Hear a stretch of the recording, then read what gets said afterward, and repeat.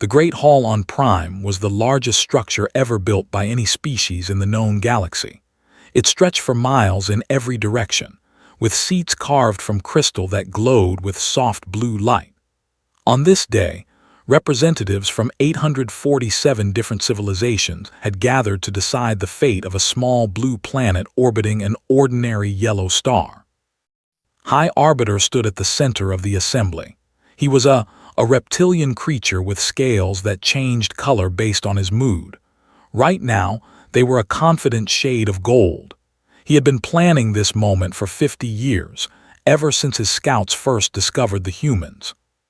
"Fellow members of the Galactic Collective," began, his voice echoing through translation devices that converted his words into 800 different languages. "We have a problem. The species known as humans has reached a dangerous point in their development. They have split the atom. They have sent machines to other planets in their system. Within 300 years, our projections show they will discover faster-than-light travel." Murmurs spread through the assembly. 300 years was nothing to species that lived for thousands. "I have studied these creatures," continued. "They are violent beyond measure. In the last 100 of their years alone, they have fought 2 global wars that killed hundreds of millions of their own kind. They build weapons capable of destroying their entire planet. They cannot even agree on how to govern themselves. They are divided into hundreds of competing nations that fight over resources, beliefs, and simple pride." A delegate raised one of his 4 arms. There were massive beings, standing 12 feet tall with gray skin like stone. "What do you propose, High Arbiter?" Scales shifted to a satisfied purple. "I propose we invoke the collective labor accord. We subjugate Earth now, while they are still primitive. Their population of 8 billion would provide workers for our mining colonies for generations. Their planet would become a resource extraction site, and the threat they pose would be eliminated forever." The assembly buzzed with discussion. The Collective Labor Accord was an old law created thousands of years ago. It allowed the collective to enslave any species that had not yet achieved interstellar travel. It had been used hundreds of times before. No primitive species had ever successfully resisted. On Earth, Admiral Daniel Cooper sat in his office at the United Earth Defense Initiative headquarters in Geneva. He was a tall man in his 50s with gray hair and tired eyes. He had spent 30 years in the Navy before being assigned to this position, which most people considered a dead-end job. The UEDI was supposed to coordinate global defense against threats from space, but no one really believed such threats existed. His phone rang. It was Commander Lisa, his second-in-command.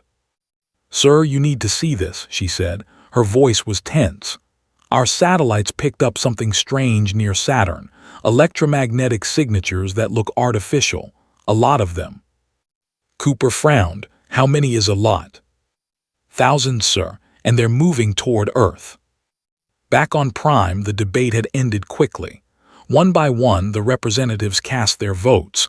The voted yes. The voted yes. The species of aquatic beings who breathed liquid methane voted yes. The collective, the empire, all voted yes. 847 votes in favor, 0 against, 0 abstentions. The motion passed unanimously. Could not hide his satisfaction. His scales turned bright gold as he addressed the assembly one final time. "The Galactic Fleet will mobilize immediately. Based on our assessment of human military capability, this operation should take no more than 3 standard days. By this time next week, Earth will belong to the collective." The representatives began to leave, already thinking about other matters. The subjugation of Earth was so routine that it barely warranted their attention. They had done this hundreds of times before. The humans would resist at first, all primitive species did, but they would break. They always broke. None of them noticed the ambassador pause at the door and look back at the empty chamber. Ambassador had lived for over 2,000 years. She had seen many species conquered and enslaved, but something about the humans troubled her. She had read the reports about their wars, their weapons, their stubborn refusal to surrender even when defeat was certain. "They are different," she whispered to herself, but she shook off the thought and left with the others. 3,000 warships gathered at the edge of the Sol system. The fleet was a collection of vessels from 100 different species, all serving under the banner of the Galactic Collective. There were destroyers with their sleek silver hulls, battleships, massive and ugly and bristling with weapons, cruisers that moved through space like fish through water, and dozens of other designs, each representing a species that had voted to enslave humanity. Fleet commander alike reviewed the battle plans one final time. The operation was simple. First, they would disable Earth's satellite networks and communications. Then, they would neutralize any nuclear weapons before they could be launched. Finally, they would land troops in major population centers and begin the process of subjugation. "The humans have no ships capable of reaching us," told his officers. "Their weapons cannot penetrate our shields. Their soldiers fight with chemical projectiles and simple explosives. This will be the easiest conquest in collective history." His officers agreed. Some of them were already planning what they would do with their share of the human slaves. On Earth, Admiral Cooper watched his screens with growing horror. The objects near Saturn were no longer thousands. They were millions, and they were moving fast. "Get me the Secretary General of the United Nations," he said quietly.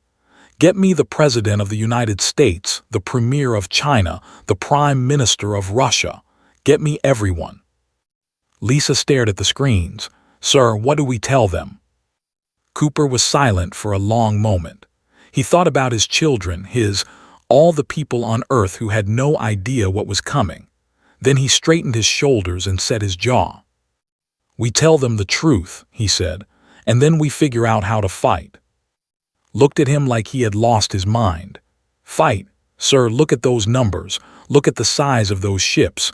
We have nothing that can touch them." "Maybe not yet," Cooper replied, "but we have something they don't expect." "What's that?" Cooper turned to face her. His eyes were hard. "We have nothing to lose, and a species with nothing to lose is the most dangerous thing in the universe."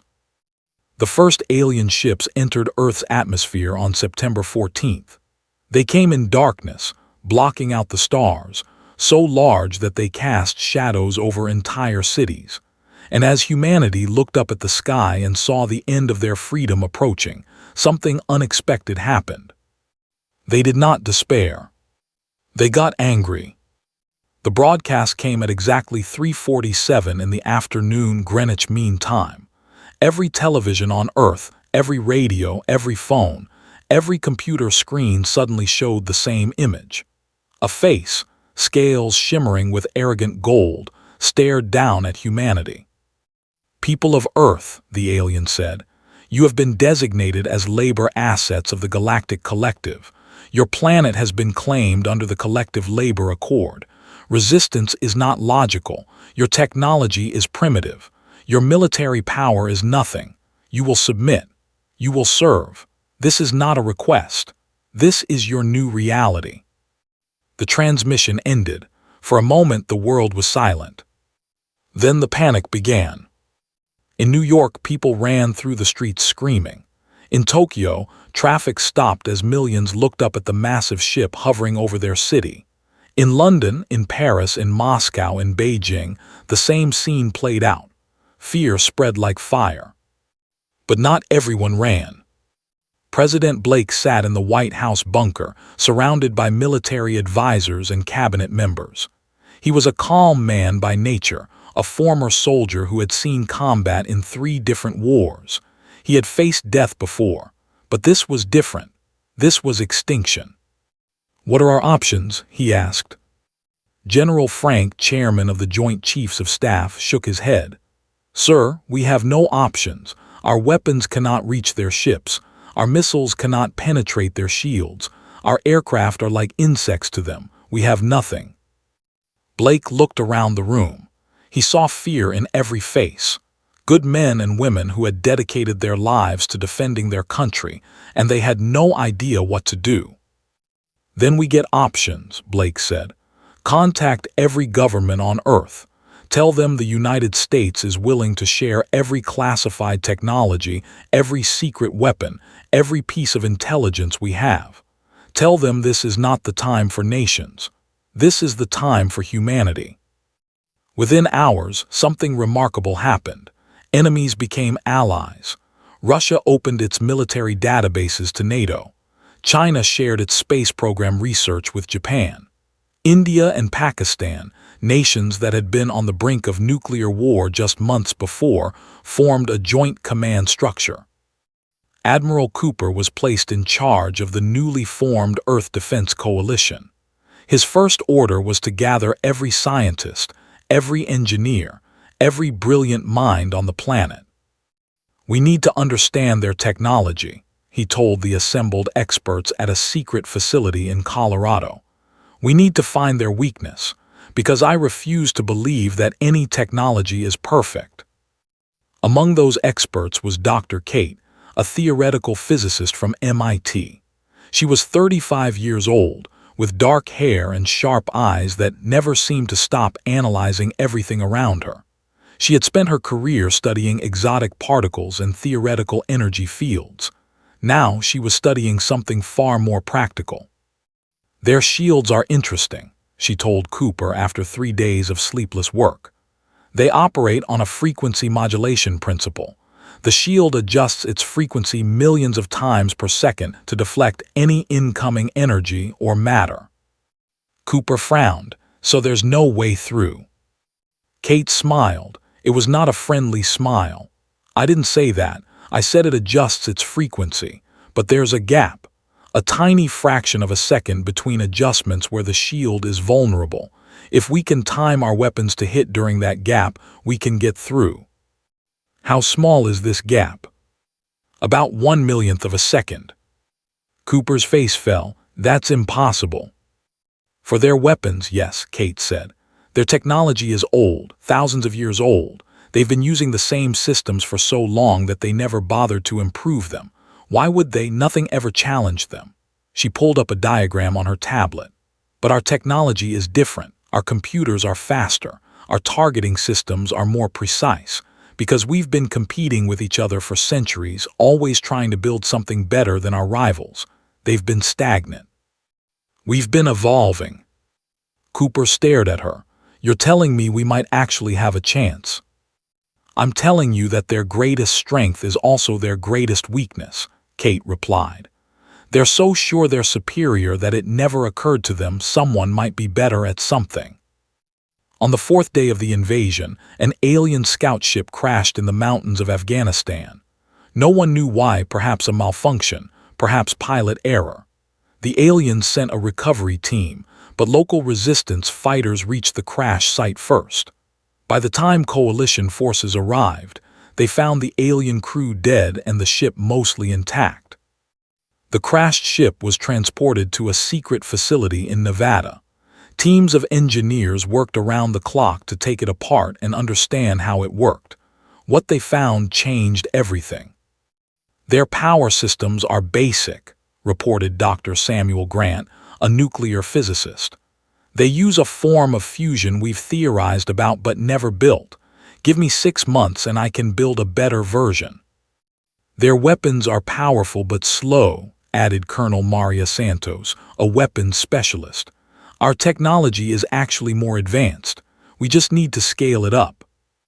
Their computers are a joke, said a young programmer named Alex Turner. I've seen better processing power in gaming consoles. They rely on quantity over quality, millions of simple calculations instead of fewer complex ones. Kate pulled everything together. They're like Rome, she told the coalition command. A vast empire that stopped innovating because they thought they had already perfected everything. They looked at us and saw barbarians. They forgot that barbarians can learn. Commander Lisa led the first test of the modified weapons. She stood on the deck of the USS Nevada, a submarine that had been retrofitted with new targeting systems based on Kate's research. Target is a patrol ship, range 50 kilometers, her weapons officer reported. Shield frequency analysis complete. Firing solution calculated. Took a deep breath. If this didn't work, they were all dead anyway. Fire. The missile streaked across the sky. On every radar screen, on every satellite feed, humans watched and prayed. The ship's shields shimmered as they prepared to deflect the primitive human weapon. The missile hit. The shields flickered. For 1/1,000,000th of a second, they failed. The missile passed through. The patrol ship exploded in a ball of fire visible from 300 miles away. On the bridge of the Galactic Fleet's command ship, Fleet Commander watched the explosion in disbelief. One of his patrol ships had just been destroyed by humans with a chemical missile. "Impossible," he whispered. "That is impossible." His communications officer turned to him with fear in his eyes. "Commander, we're receiving reports from across the planet. Human forces are attacking our ground troops. They're using modified weapons that can penetrate personal shields. Our soldiers are dying." Slammed his fist against his console.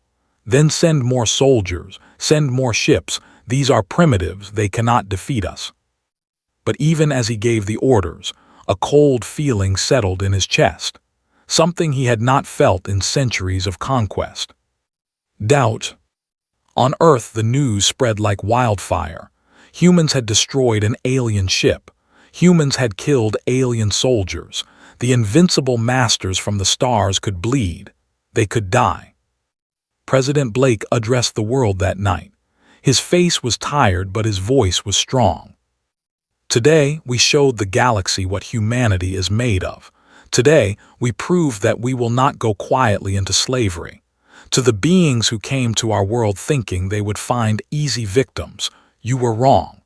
You have awakened something you do not understand, and you will learn to regret it." In homes and bunkers across the planet, humans watched and cheered. They had won a single battle against an empire that spanned thousands of worlds. The odds were still impossible. The enemy was still overwhelming. But for the first time since the ships appeared in their sky, humanity had hope. And hope, as the Galactic Collective was about to learn, was the most dangerous weapon of all. The destruction of the patrol ship was just the beginning. Within weeks, human forces had destroyed dozens of alien vessels and killed thousands of enemy soldiers. The invaders who had expected a 3-day conquest found themselves fighting a war they did not understand. Fleet Commander stood before a holographic display showing the status of his forces. Red markers indicated destroyed ships. Orange markers showed damaged vessels. There were far too many of both. "How is this happening?" he demanded. "They are primitives. Their civilization is barely 10,000 years old." His tactical officer, a nervous name, studied the data carefully. "Commander, the humans are adapting faster than any species we have ever encountered. Every time we deploy a new tactic, they counter it within hours. They are learning from every engagement." "Then stop engaging them directly. Bombard their cities from orbit." Shook his head. "We tried that, Commander.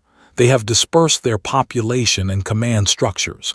Their leaders are hidden in bunkers we cannot locate, and every bombardment just makes them angrier." Did not understand anger. His species did not feel emotions the way humans did, but he was beginning to learn fear. On Earth, Admiral Cooper coordinated the global resistance from a mobile command center that never stayed in one place for more than 12 hours. He had learned quickly that the aliens could track fixed positions, so he kept moving, staying one step ahead of their sensors. "Report from the Pacific Theater," Commander Lisa announced. "Captain Marshall's team successfully boarded and captured a cruiser. They're bringing it back for study." Cooper allowed himself a small smile. Marshall was a former Navy SEAL who had lost his family in the initial bombardment of San.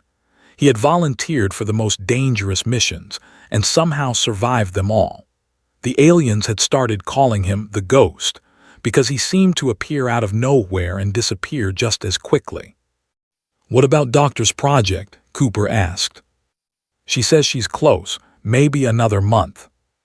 Kate was working on something that could change everything. Using technology salvaged from captured alien ships, she was building humanity's first faster-than-light drive. If she succeeded, humans would no longer be trapped on their own planet. They could take the fight to the stars. Meanwhile, the resistance had spread beyond Earth. Slaves on alien mining colonies had heard about humanity's fight. For the first time they began to hope. Small rebellions broke out on a dozen worlds.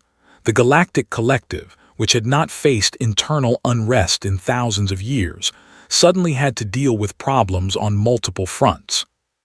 High Arbiter addressed the Galactic Assembly once again. His scales were no longer gold with confidence.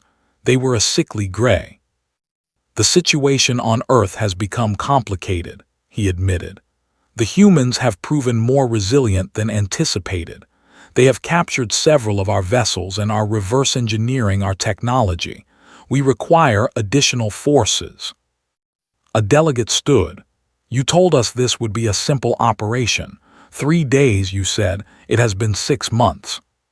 I underestimated them, said quietly. We all did. Then perhaps we should negotiate, suggested Ambassador, the ancient who had felt uneasy about the invasion from the start.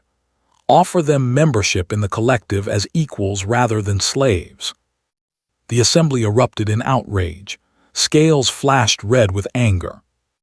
Equals? These creatures are primitives. They were building mud huts while we were traveling between galaxies. We do not negotiate with lesser species. Lesser species do not destroy our warships, replied calmly. Lesser species do not capture our vessels. Lesser species do not inspire rebellions across our territory. Whatever the humans are, they are not what we thought. The debate raged for hours, but in the end, pride won over wisdom. The assembly voted to send a second fleet to Earth. This one would be larger, more powerful. They would crush the human resistance once and for all. On Earth, the captured alien ships were proving invaluable. Dr. Kate had finally cracked the secret of faster-than-light travel. In a secret shipyard hidden beneath the Rocky Mountains, humanity was building its first interstellar vessel. We're calling it the Defiance, Kate told Admiral Cooper as they walked through the construction bay. The ship was not beautiful like the alien vessels. It was angular and brutal, covered in weapons and armor. It looked like what it was, a warship built by a species that had spent its entire history fighting. How soon can it fly? Cooper asked. 2 weeks, maybe less if we push the crews. Cooper nodded. Push them. We've received intelligence that a second fleet is coming, bigger than the first. If we're still stuck on Earth when it arrives, we're finished. The Defiance launched on March 7th, exactly 1 year after the initial invasion. Commander Lisa was given command, a promotion that surprised no one. She had proven herself again and again, leading successful operations against enemy forces with calm precision. This ship represents everything humanity is, she said in her address to the crew. We built it in 1 year.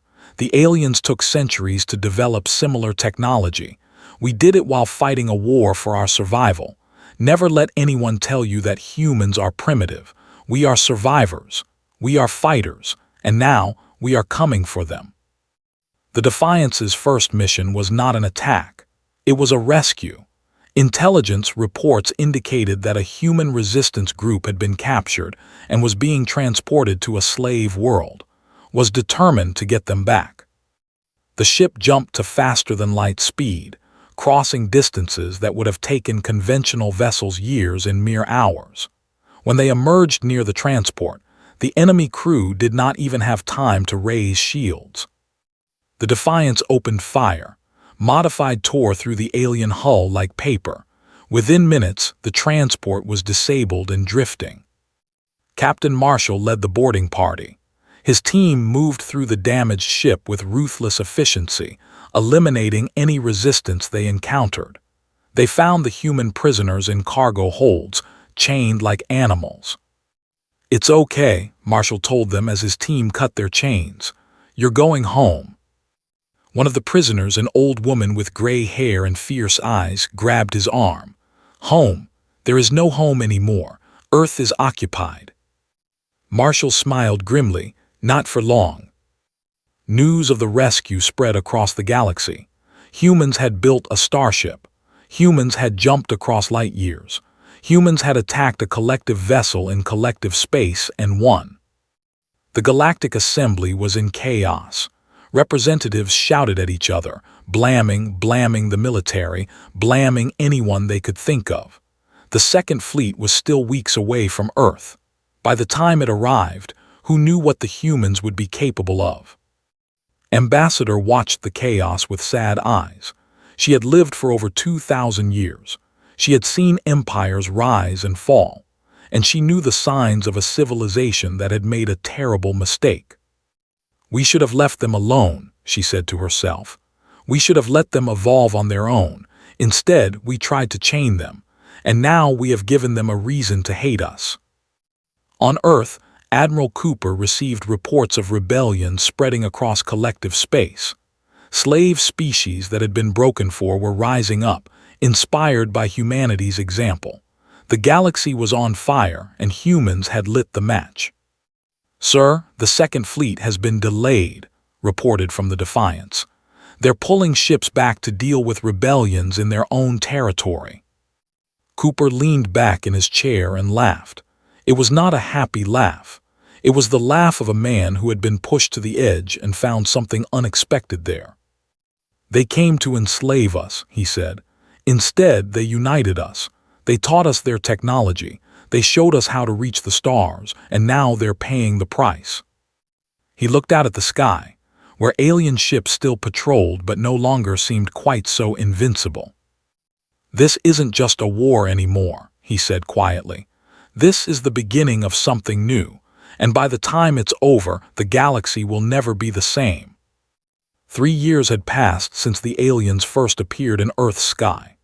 In that time, humanity had changed from a primitive species trapped on a single planet to a power that made the galaxy tremble.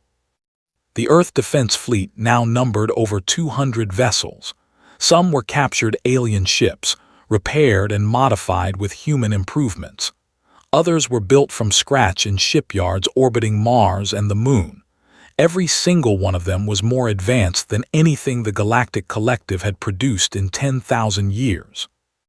Admiral Pierce stood on the bridge of the flagship Victory, looking out at the stars. He was a young man for his rank, only 42, but war had aged him. His hair was gray at the temples, and his eyes held a hardness that never quite went away.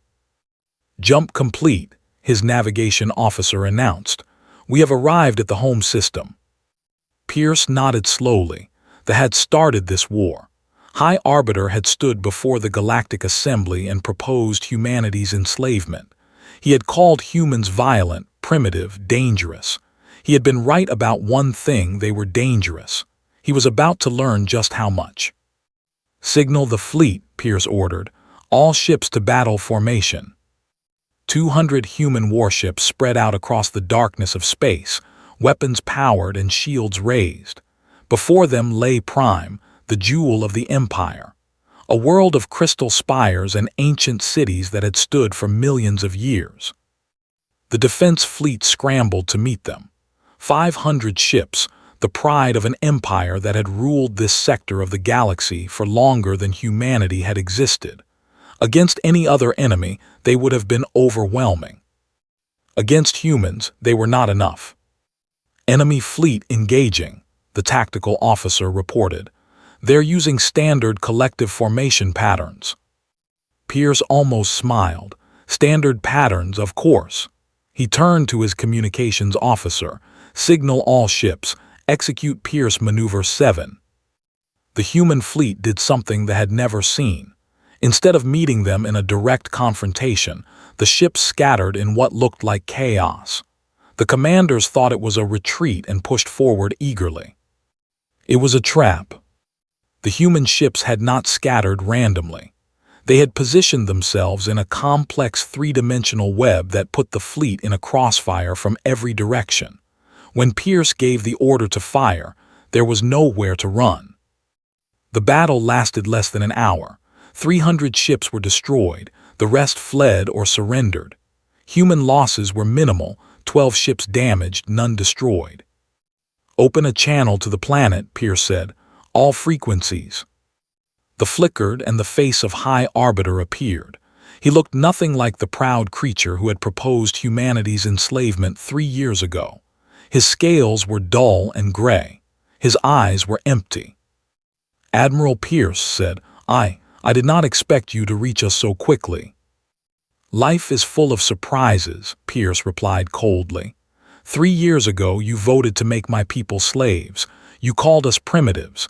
You said we were violent and dangerous. You were right about that last part." Lowered his head. "What do you want?" "Unconditional surrender. You will disarm your remaining military forces. You will release all slaves in your territory. You will submit to human authority until we determine what to do with you." "And if we refuse?" Pierce leaned forward. "Then I will demonstrate exactly how violent and dangerous humans can be. Your cities are beautiful, High Arbiter. It would be a shame to turn them into craters." The transmission ended. 30 minutes later, the Empire surrendered. News of the victory spread across the galaxy like wildfire. They had been one of the founding members of the Galactic Collective. They had ruled their corner of space for millions of years, and they had fallen to a species that had been building pyramids when they were already traveling between stars. One by one, the other civilizations that had voted to enslave Earth began to surrender. Some fought first and lost. Others saw what had happened to thee and decided that pride was not worth extinction. They surrendered after a brief campaign that cost them half their fleet. They negotiated a peace treaty that Ambassador personally delivered to Earth. "We were wrong," told Admiral Cooper in the new headquarters building in Geneva. "We looked at your species and saw only what we expected to see. We never imagined you could become what you have become." Cooper studied the ancient alien with mixed feelings. "Your species voted with the others. You could have spoken against it." "I did have doubts," admitted, "but I did not act on them. For that I am sorry. Not because we lost, but because we were wrong. You deserved better than what we tried to do to you." It was the first genuine apology any alien had offered. Cooper was not sure how to feel about it. On the liberated worlds, humans discovered the true horror of what the Galactic Collective had been. Slave species that had been conquered thousands of years ago had been reduced to little more than living tools. Their cultures had been erased. Their histories had been forgotten. They existed only to serve their masters. Dr. Kate, now Secretary of Science for the Earth Defense Coalition, walked through a liberation camp on a former mining world. The beings there were a species that had been enslaved so long ago that they no longer remembered what freedom meant. "We're going to help you," Kate told them through a translator device. "You're free now. You can rebuild your civilization." An elderly looked at her with confusion in his 3 eyes. "Free? What does that mean?" Kate felt tears forming. "It means no one owns you anymore. It means you can make your own choices. It means you matter." They considered this for a long moment. Then, slowly, he did something his species had not done in 10,000 years. He smiled. The Galactic Assembly still existed, but it was no longer the power it had once been. The old order had collapsed. Species that had dominated were now answering to a civilization that had not even known the galaxy existed just years ago. Ambassador Price addressed the reformed assembly on behalf of humanity. She was a former diplomat who had survived the initial invasion by hiding in the mountains of Switzerland. Now she spoke for the most powerful force in known space. "You saw us as animals," she said, her voice calm but firm. "You saw us as resources to be exploited. You were so confident in your superiority that you never stopped to think about what would happen if you were wrong." She paused, letting her words sink in. "We could destroy you. Every single civilization that voted for our enslavement we could wipe from existence. Our technology has surpassed yours. Our fleets are stronger. Our soldiers are better. We have earned the right to vengeance." The assembly was silent. Fear hung in the air like smoke. "But that is not who we are," continued. "We did not fight for the right to become tyrants. We fought for the right to be free. And we believe that freedom should be for everyone, not just for us." She looked around the chamber, meeting the eyes of beings that had once considered humans beneath their notice. "We are offering you a choice, the same choice you never gave us. You can join us as partners in building something new, a true federation where every species has a voice, where no one votes to enslave anyone else, where the strong protect the weak instead of exploiting them. Or you can refuse, and we will leave you alone to rebuild on your own." High Arbiter, stripped of his title but still representing what remained of the people, stood slowly. "And the slaves," he asked, "the species we conquered?" "They will be freed," said firmly. "All of them. They will be given the resources to rebuild their civilizations, and they will have the choice to join us or not, just like you." Was quiet for a long moment. Then he did something that shocked everyone who knew him. He bowed. "The people accept your offer," he said. "We will join your federation, and we will spend the rest of our existence trying to earn the forgiveness we do not deserve." One by one, the other species followed. Not all of them. Some were too proud, too afraid, or too broken to accept help from the beings they had tried to enslave. But most understood that the old way was over. The galaxy had changed, and humanity had changed it. On Earth, President Amy watched the Assembly vote to dissolve the Galactic Collective and form the new Interstellar Federation. She had been vice president when the invasion began, and had assumed office when President Blake died in an alien attack during the second year of the war. "We did it," she said quietly. "We actually did it." Admiral Cooper stood beside her, watching the same broadcast. "We did, but this is just the beginning.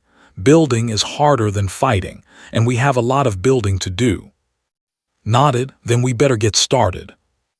10 years had passed since the alien ships first darkened Earth's sky. In that time, the galaxy had been transformed beyond recognition.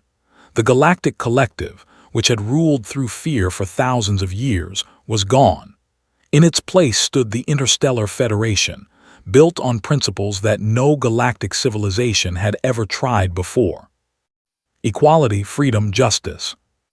Ambassador Price walked through the corridors of Federation headquarters, a massive space station orbiting Earth that served as the center of interstellar government. Beings from hundreds of different species passed her, nodding in respect. Some had been masters, others had been slaves. Now they were all citizens of something new. "Ambassador, the delegation is waiting," her assistant informed her. Nodded.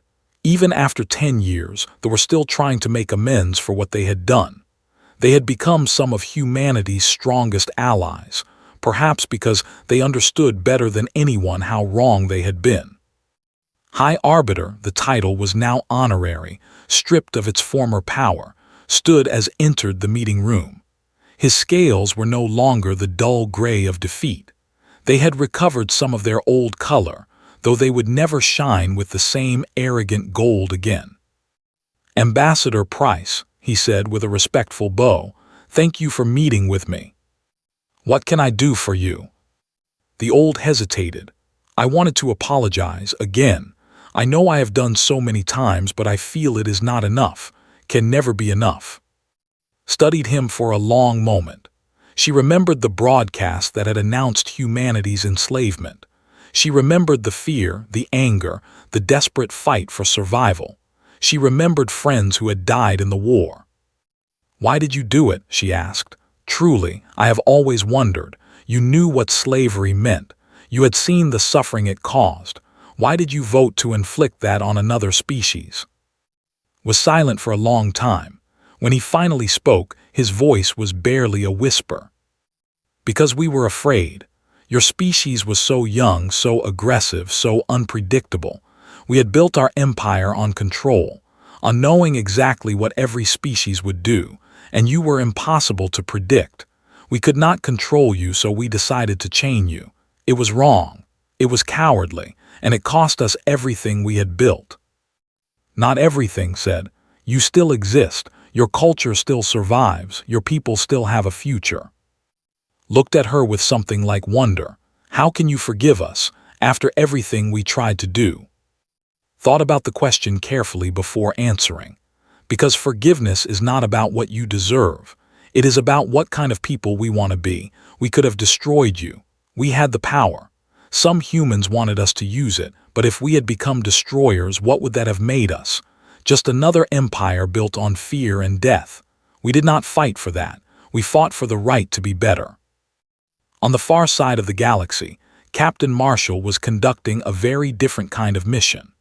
The former Special Forces soldier who had become a legend during the war was now commanding a humanitarian vessel, bringing supplies and support to worlds that had been devastated by centuries of collective rule. "Captain, we are approaching his navigator reported. Marshall looked out at the planet growing larger in the had been the first species enslaved by the collective over 10,000 years ago. Their world had been stripped of resources and abandoned. The survivors had been scattered across the galaxy as laborers. Now they were coming home. The ship landed in what had once been a great city, now reduced to ruins. Survivors stood waiting, their three eyes wide with emotions they did not have words for. They had lived their entire lives as property. Their parents had been property. Their grandparents had been property. The concept of having a home was something they were only beginning to understand. An elderly approached Marshall. It was the same being that Dr. Kate had spoken to years ago in the liberation camp. The same being who had not understood what freedom meant. "Captain Marshall," the said in careful English he had spent years learning.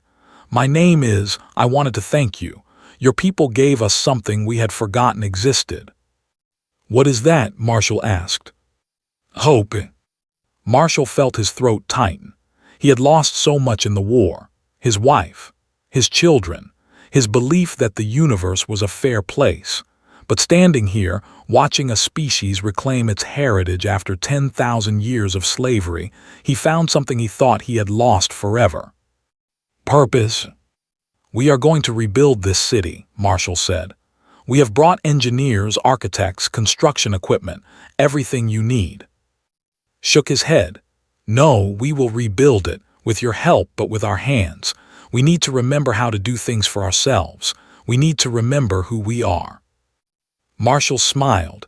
"Then we will help you remember."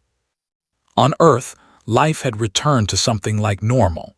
The cities that had been damaged in the war had been rebuilt. Children went to school. People went to work. The sky was no longer filled with alien warships but with cargo vessels and passenger ships traveling between worlds. Dr. Kate stood on a balcony at the Mars Research Station, looking out at the red landscape she had helped humanity reach. She was 60 years old now. Her dark hair turned silver, but her eyes were still sharp. "You look thoughtful," said Admiral Lisa, who had come to visit her old friend. Kate smiled. "I was thinking about how strange life is. 10 years ago, I was studying theoretical physics in a lab at MIT. I never imagined I would help build faster-than-light drives or become Secretary of Science or watch humanity spread across the stars." "None of us did," agreed. "I was a Navy commander who thought the biggest challenge of my career would be dealing with budget cuts. Then aliens invaded and everything changed." "Do you ever wonder what would have happened if they had not come, if they had left us alone?" Considered the question. Sometimes, we probably would have destroyed ourselves eventually. We were good at that. Wars, pollution, inequality. We had all the same problems that destroyed other species the collective conquered. But we did not destroy ourselves. No, because they gave us something to fight together, an enemy we could not defeat alone. They united us in a way we could never have united ourselves. Laughed softly. "I guess we owe them a thank you." "That might be taking things a bit far." In the capital city of New Geneva, President Amy prepared for the 10th anniversary ceremony of the Federation's founding.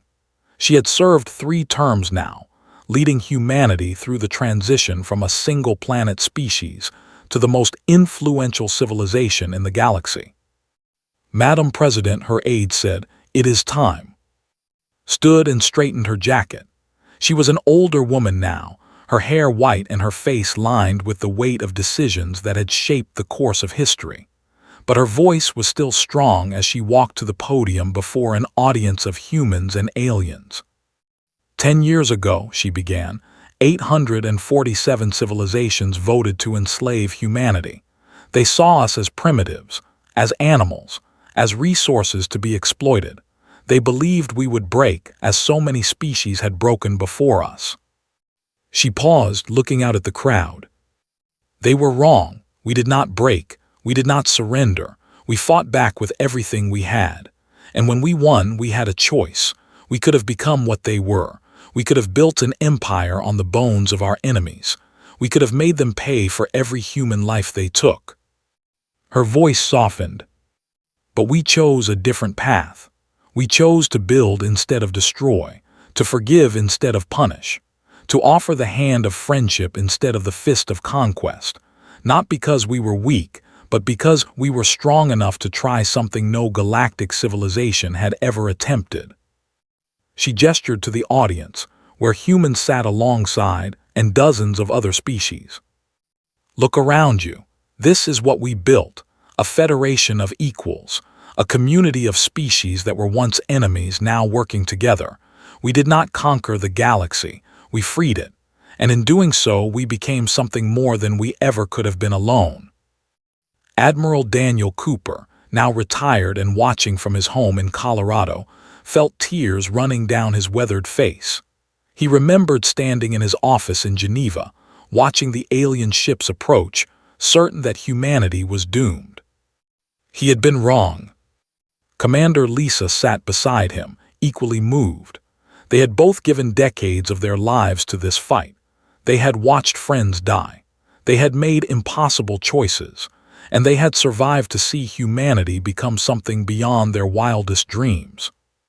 "We did it," Cooper said quietly. Took his hand. "We did, all of us together." On the Federation station, watched the ceremony with ancient eyes that had seen the rise and fall of empires. He thought about the vote that had changed everything. The vote that he had proposed. The vote that had been so terribly, catastrophically wrong. The humans could have wiped his species from existence. They had the power, they had the right, but instead they had offered forgiveness, partnership, a future. "We did not deserve mercy," he said to himself, "but they gave it anyway." That, he realized, was what made humans truly terrifying. Not their weapons or their ships or their ability to adapt. It was their capacity for compassion, their willingness to see good in beings who had shown them none. The galaxy had voted to enslave Earth. And Earth had responded by setting the galaxy free. In the end, that was humanity's greatest victory.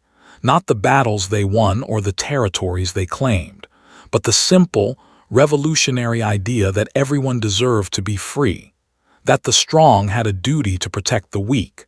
That forgiveness was more powerful than vengeance. The stars stretched out in every direction, full of wonders waiting to be discovered. And humanity, once a primitive species trapped on a small blue world, was ready to explore them. Together,